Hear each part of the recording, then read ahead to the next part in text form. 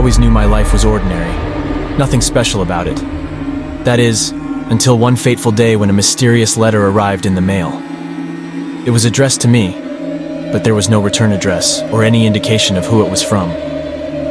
Curiosity got the better of me, and I opened it, revealing a cryptic message that read, "You have been chosen for a unique opportunity that will change your life forever."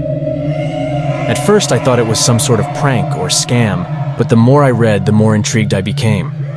The letter went on to explain that I had been selected to take part in a secret government experiment, and that all my questions would be answered if I attended a meeting at a specific location and time.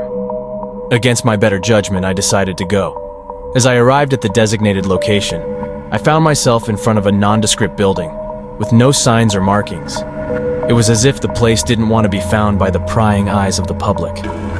I hesitated for a moment, wondering if I should turn back, but my curiosity got the better of me, and I pushed the heavy metal door open. Inside, I was met by a man in a crisp black suit, who ushered me into a small room with walls made of concrete. The room felt cold and sterile, and I could sense an air of secrecy that hung heavy in the air. "Welcome," the man said in a monotone voice.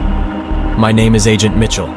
You have been selected for a highly classified government experiment, one that will push the boundaries of human potential." His words sent a shiver down my spine, and I couldn't help but feel a sense of trepidation. "What is this experiment about? Why was I chosen?" I asked, my voice betraying my nervousness. Agent Mitchell smiled cryptically.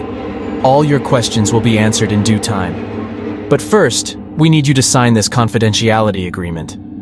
Reluctantly, I signed the document, feeling like I was stepping into the unknown, and there was no turning back.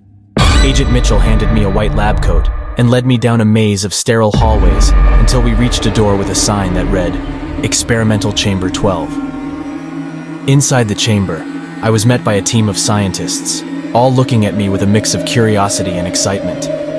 They explained that the experiment involved enhancing human abilities through a groundbreaking technology called neural augmentation. I was both intrigued and apprehensive, unsure of what I was getting myself into. The procedure involved implanting a tiny neural chip into my brain, which would interface with my neural pathways and enhance various cognitive and physical abilities. It was a lot to take in, but the allure of being part of something revolutionary was hard to resist. After hours of preparation, the moment of truth arrived. I was laid on an operating table, surrounded by the hum of machinery and the glint of surgical tools. As the anesthesia took effect, I felt a sense of unease wash over me, wondering if I had made a grave mistake. When I woke up, I felt different, as if a veil had been lifted from my mind. Colors seemed more vibrant, and my senses were heightened. The scientists were elated with the success of the procedure, and I couldn't help but feel a sense of pride in being part of this extraordinary experiment. Over the next few weeks, I underwent rigorous training and testing to harness my newfound abilities. I could process information at lightning speed, my memory became photographic, and my physical strength surpassed anything I'd ever imagined. However, as time went on, I noticed subtle changes in myself. Nightmares plagued my sleep, vivid and haunting. I saw glimpses of unfamiliar places and people, as if memories not my own were invading my mind. One night, I confronted Agent Mitchell, demanding answers about the experiment and the strange occurrences happening to me. He reluctantly revealed the dark truth. The neural chip was not just an enhancement. It was a conduit that tapped into a collective consciousness, a shared pool of knowledge and experiences from countless individuals. The nightmares were glimpses into the memories of those who came before me, and the memories I experienced were etched into the chip, waiting to be shared with the next participant. I was not just enhanced, I was part of a continuous cycle, a living repository of experiences. The weight of this revelation overwhelmed me, and I questioned my very identity. Was I still me, or just a vessel for others' memories? The boundaries between myself and those who came before me blurred, and I struggled to hold on to my sense of self. As days turned into months, the memories continued to flood my mind, and I felt like I was losing control. The experiment, once a source of pride, had become a burden, a haunting reminder of my connection to countless others. I sought to escape the experiment, but the government would never let me leave. The knowledge I possessed was too valuable, and they would stop at nothing.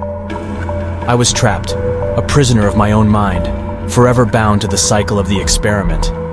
In the end, the experiment changed my life, but not in the way I had anticipated. I became more than just a person. I became a vessel for memories and experiences that were not my own. The line between reality and the memories implanted in my mind blurred, and I found myself lost in a sea of identities. I have come to realize that some secrets are better left uncovered, that the pursuit of knowledge can lead to a loss of self.